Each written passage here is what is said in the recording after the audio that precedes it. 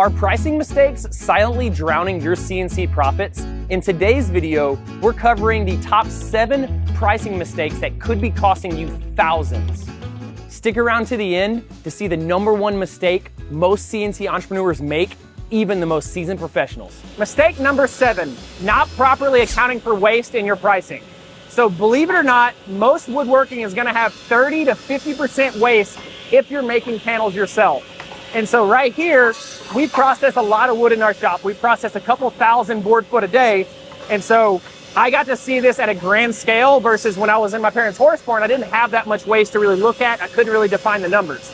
But I will tell you firsthand, there is so much waste, from the saw blade to the pieces that you can't use because there's a little piece right here, from the small slivers. All of that stuff starts adding up. So let me walk you through this process to show you how do I actually get to that 30 to 40% number so you can actually say, hey, Ryan, you're not lying to me. It really is 30 to 40%. We start with raw lumber back over here. So this is some raw walnut. The next thing we do is we take that lumber, and our first little bit of waste is right here. We have these drops that we can't use necessarily. We will eventually use, but we can't use them right away. And what these drops are about 8 to 10% waste automatic, right? And then we plane the material down right here. And so we have waste, a little bit of waste right there because you end up going through knots and stuff like that. Once we do that, we stick it on our rip saw. But that blade right there that Zach's working on, Zach, say hi to everybody. Say hi. Say hi. All right. That blade is also going to have a certain waste. So a saw blade typically makes 5 to 8% waste. It's a little loud, so I'm gonna get away. And you're gonna have all that bad product. You end up having 30 to 40% waste. If not 50, if you're really, really good, you'll have 30, but I highly doubt it. So what I would say to do to get around that is either A, make sure you're calculating 40% waste when you're pricing your products. Even if it's a CNC product like this one right here, make sure you're calculating for your waste. The other thing you can do is use sheet goods. So plywood or finished panels like this work great for managing waste because you don't have to worry about all the calculations, right? You buy this panel like this, you stick it on the CNC, and you cut out 10 parts from it. So the panel costs you 50 bucks, you cut out 10 pieces from it, you have $5 in material costs per panel or per product. And so that's so much of an easier way to calculate waste. So with all of that being said and all this machinery going on, have 40% waste included in your calculations, or use sheet goods or pre-made panels because they're going to help you not have to do all this math, and you know exactly how much your material cost is whenever you're making CNC products. So now let's go on to tip number 6. Mistake number 6, pricing your products too low because you make them out of scrap. So all of this that you see behind me is what us woodworkers call not waste, future product, right? It's not scrap that I just took from over there. It totally is. It's actually future product that I'm gonna make, honey. So don't throw that away. Don't put it in the trash can. I promise I'm gonna make something out of it one day, right? And when you finally do, this is the problem that's gonna happen because you're gonna have lots of scrap like this just sitting around, hopefully one day in your shop. You're gonna end up with a stack like this and you're gonna make some product from your scrap. And you're gonna be like, oh my gosh, this is so great. I don't have to charge as much because this is free because the thing I sold earlier paid for this. And you're like, yeah, and so you don't charge as much for it, you sell more of them because you're underpricing everybody, and you think you're winning, and you think you have zero material cost. The problem is, like if this product takes off, like I used to make these clipboards out of scrap. If that product takes off, which it could, and it may, and it hopefully will, you can no longer make them out of scrap. And what happens then is since you underpriced your products, like you were making them out of free material and you now have to pay for your material, you have to go up on the price or you go down on your margins and you end up making no money at all. So then you have to go up on your price, you don't sell any because you now have to buy the material and it's a whole fiasco. So how to fix this, guys, if you're making something out of scrap with your CNC, just know that this is not free material. You need to calculate the cost of this wood efficiently in your projects because if and when that product takes off and it grows, you're going to have to eventually pay for that material. You're not going to have enough scrap to produce it, so always have that in your cost. So scrap is great, just charge for it and it's okay. And show your spouse this, that your scrap pile is nothing because I have racks and racks and stacks of scrap. I have the same problem you do. I'm a woodworker, I'm obsessed, and I love this stuff. Now let's go on to mistake number 5.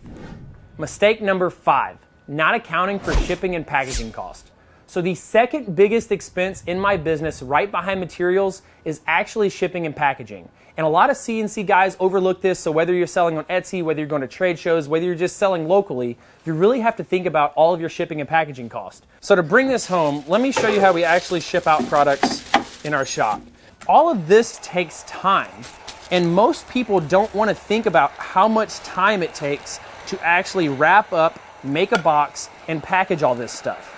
And most CNC guys want to focus on how long it takes the bit to cut out, or how much my material costs, or how I can do all this stuff. And probably 10 to 15% of your cost are going to be actually shipping and packaging, because that shrink wrap right there costs, and this is not a lot, but it costs like 6 or 7 cents. This box cost a couple bucks. These little note cards cost a couple cents. We have this really cool paper dispenser, which is awesome, but I've learned I don't need bubble wrap. Paper actually works really well, or old newspaper works really well to package your products. And you may be like, oh my gosh, Ryan, old newspaper? People don't mind it. They actually think it's cool because they haven't seen that in a long time. The second thing to think about is shipping. And the mistake that people make is they only use USPS, only use FedEx, or only use UPS. They only use one or the other. They actually don't shop around. My favorite platform to actually shop around is ShipStation.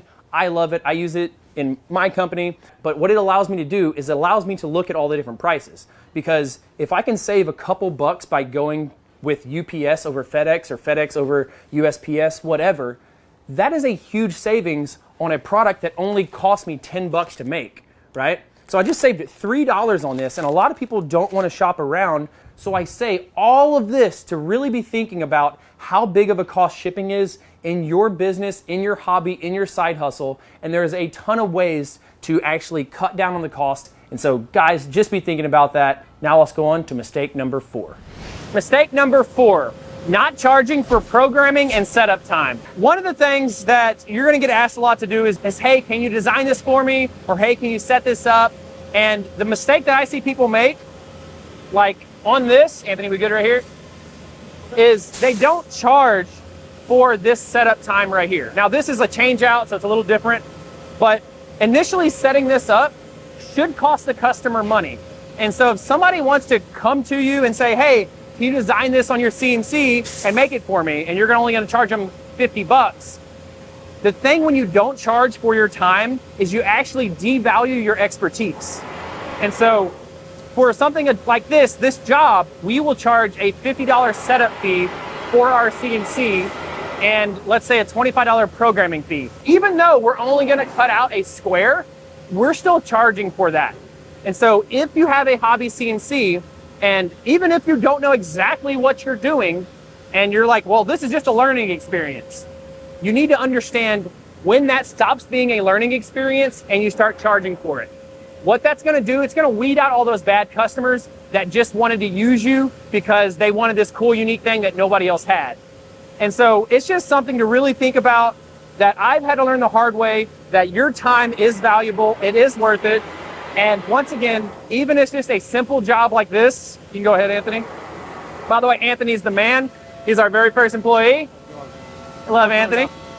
But even if it's like that, Anthony's time or your time does cost a lot of money. He programmed this, he set it all up, and he was not actually producing anything. So you have to account for that, and it allows you to grow your business and scale up.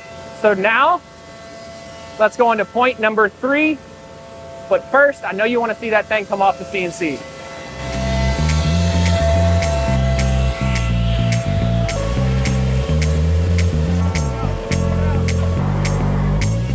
And there you have it, a perfect cutout rectangle made by a CNC. Now guys, don't forget to like and subscribe if you like what you're seeing, if this video brings you value, and leave a comment if you want us to go more in depth on any of these points, or if you think I missed anything. Now, let's go over to point number 3. Mistake number 3, not charging for your CNC's time. Now, a lot of you make the mistake of either not knowing how to charge for this or not charging at all. And so what a CNC's machine cost is gonna cover, it's gonna cover your electricity, your bit wear and tear, and all the little nuances, any kind of repairs. And so why it's so important to charge for this is because you don't have to worry when a bit breaks of, oh my gosh, now it's gonna take out a profit, because you already have that factored into your cost of whatever you're making. And so even if you have a hobby machine like this and you don't have a big machine like I have back at the shop, that's okay. You do need to be charging for your machine time.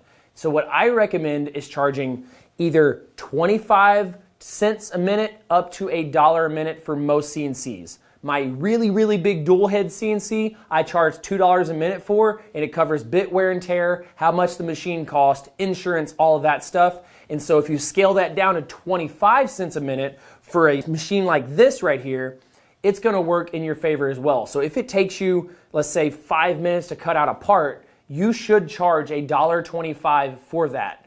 Two things that's gonna force you to do. It's gonna force you to either speed up your time because you wanna cut more efficiently, and now you can because you're covering the cost of your bits, and it's gonna allow you to not lose money. Because if this thing scales up and you have to get another machine, you have to be charging time for the current machine that you're using to be able to make enough off your current machine to buy the next machine. And so what that looks like for CNC users is you have your labor cost, your material cost, and your CNC time in minutes per product that you're cutting out.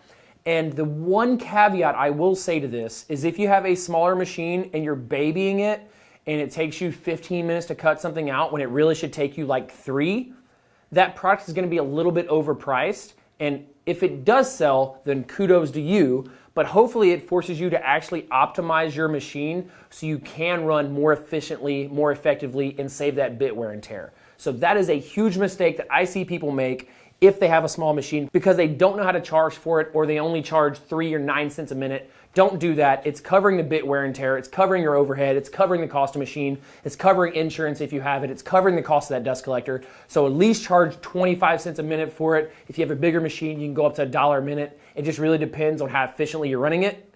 Now let's go on to point number 2. Mistake number 2, basing your price on a competitor's price. So there are 2 assumptions that are inherently wrong whenever you base your price on a competitor's price. Assumption number 1 is that you know and you understand their situation and they're in the same exact situation that you're in. And that couldn't be farther from the truth. So when I started, I was in this barn right here. It's a little bit more cluttered, a lot less concrete because we grew this as my business grew. And you don't know if you're looking at my prices if I'm having to pay for this barn, not pay for the barn, who my employees are, what my situation is. So whenever you look at a competitors, you don't know where they're at, whether they're in a 1 million square foot facility, whether they're in the middle of a pasture, whether they're in their parents' horse barn, whether they're in their garage. And so looking at that is the first thing that you're doing wrong because you're assuming that they're in the same situation as you. The second assumption is assuming they actually know what they're doing. And I will tell you, there are a lot of people out there not charging the right price, losing money, and their business doesn't last very long. And so they're not like you who watches this video to the end, thank you, by the way, who watches this video and understands the value of educating yourself and how much it takes to actually get to the point where you want to be, whether it's a side hustle, whether it's that full-time business. And so don't assume people are actually right. Actually assume they're wrong, and you have to figure it out for yourself. So that is the second thing. Now back to the first thing is you don't know if the wood right here that they're getting is free or not. Maybe they live really close to something where they get free wood. Free wood? And you don't know if they're retired and don't have to make a lot because they have an amazing son that built up this business and they don't have to work very much and they absolutely just love what they do. So by the way, guys, this is Dad. This is his shop. He has a huge impact on the business. But yeah, and so all these assumptions, you don't know. You don't know if they need to make money, if they don't, if they're getting free wood, if they're in the middle of a pasture, if they're in their parents' horse barn. You don't know if they're reading, if they're actually pricing right, if their business is going to fail in 6 months because they're undercharging. So whenever you see somebody charging $29.99, you don't have to match them. I do like using it to see what customers are willing to pay, but I don't like seeing it for what I am willing to charge for my product and what I have to compete with. Those are 2 different things and you need to really understand them. Now, if some of these points are hitting home and you want to learn how to make money with your CNC, I would encourage you to check out CIC Academy. We have a community and a 45 video course, and we have tons of members that are either A, trying to make enough money to pay off their CNC and start generating income, or go full-time with their CNC. Check it out, link is in description. Now let's go to mistake number 1. And the number 1 mistake when it comes to pricing that I constantly see people make is not charging enough and not having healthy enough margins. And I'm gonna walk through the shop and kind of give you examples of what healthy margins can do. And just know that all of this shop could not have been built if I was having to do all these complex formulas just to make a product work, right? This shop was built on healthy margins. And so if you want to either make some money with your side hustle or grow a CNC business, I encourage you to start thinking about that. And like, you can't have great people here like Jose working for you. Say hi, Jose. You can't have great people here working for you. You can't have all of that if you have razor thin margins, right? And you can't have these cool machines. And let's just say, once again, you want to do that side hustle, it will kill your passion if you're not making money from it. So when I talk about healthy margins, I want you to have 40 to 50% margins on your product, right? And so in other words, if you make something for $1, you need to sell it for $2. What that's going to allow you to do is weather the slow times. Like my first year was COVID. My first year of after college was COVID year, so it was awful. It helps you weather the slow times. You don't have to stress about having a tiny piece of scrap like this and not knowing what to do with it. It allows you to grow your business so you can still continue to love what you do, continue growing it, having employees, and doing the things you love to do. Now you may be saying like, Ryan, there's no freaking way I can charge that much. I just have this hobby CNC, or I just have this small shop. Like, you know, I can only make $5 a product. The problem with that thinking is you're assuming there's not a lot of fish in the sea. A good example is you have 2 oranges and you squeeze one, you get no juice out of it. You squeeze the other, you get tons of juice. And you know the saying goes, if the juice ain't worth the squeeze, then don't do it. The same goes for products. If you have a product that you have to do all these complex formulas, like I said, to make it work, and the razor thin margins allow you to just barely get by, when you get really busy and scale up, you're still only gonna barely get by. It doesn't like keep going. And so now you're working your tail off for absolutely nothing because you never charged enough in the first place because you picked the wrong dang orange. So pick the juicy orange that makes it work. There's a ton of wood products that you can choose from, so I encourage you to do a lot of research in that and actually charge enough. And if you want any panels from CSC Workshop, they're right here. I'd love to send them to you. These are going out today. Here's a business tip video right here. And as always, guys, remember, if you ain't cutting it close, you ain't cutting it right.